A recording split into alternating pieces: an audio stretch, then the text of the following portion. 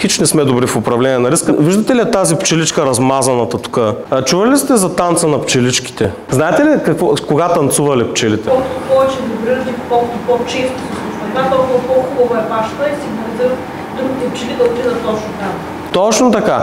Колко процента от пчеличките отиват? Надяваме се точно, за да има мед. Трябва да има мед. Вие ако сте менеджер на тези пчелички, колко ще пратите? Всичките? Ми да.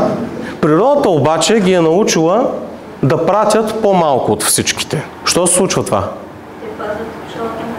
Те пазят пчелата. Добре, други предположения? Търсят друга паша. Как? Търсят? Друга паша. Търсят друга паша. Защо има да търсят друга паша на тези идиоти? Да, супер! Добре бе, той има паша там бе, тя тази вибрира, се не знае, нали? В смисъл... Да, ще дойдат ни крави, ще го изпасат. И ще кажеш, ей, те с крави там. Или ще стане там някакво природно бедствие и паща замина и пчеличките е край.